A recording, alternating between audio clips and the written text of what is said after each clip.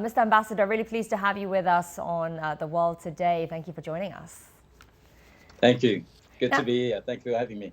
Great. Well, we know that you attended yesterday's conference marking the 70th anniversary of the 5 Principles of Peaceful Coexistence in Beijing. So we'd like to first hear your thoughts on this framework and also on President Xi's speech. Thank you. Yeah, I thought, the framework, it's 70 years now since it came into force. It goes to show the leadership, vision, foresight of China's former premier, Zhou Enlai, in bringing this into being. But it also came in a time when a lot of the countries in the world were still under colonial rule, were not independent.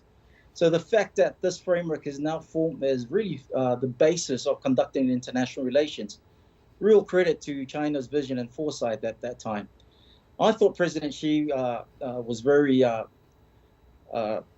generous with his time in terms of outlining all the key issues concerning the framework. And a lot of the issues that came out are very important for a small country like Samoa.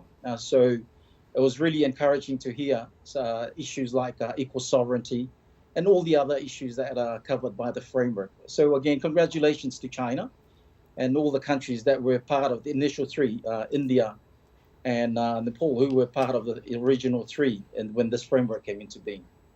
Yeah, so the 5 principles, as you say, they're the basis for China's relations with the world, but also especially cooperation with developing countries. What about for Samoa? Do these principles also have a role to play for your country in guiding international diplomacy?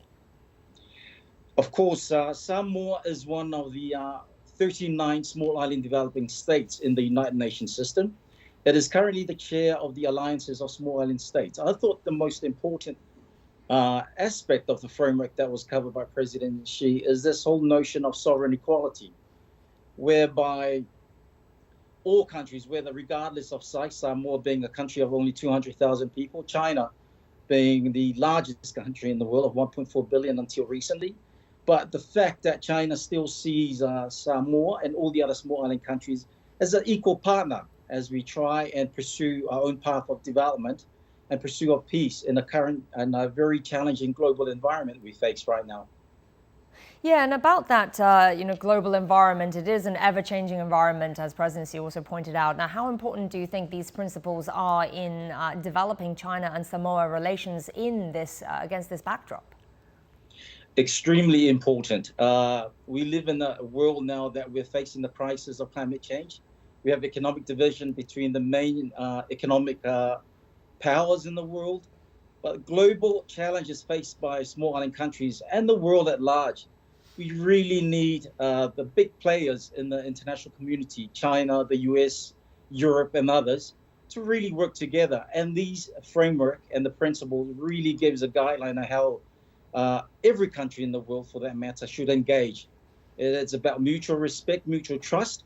But again, because national interest and geopolitics are at play, extremely challenging environment we face right now.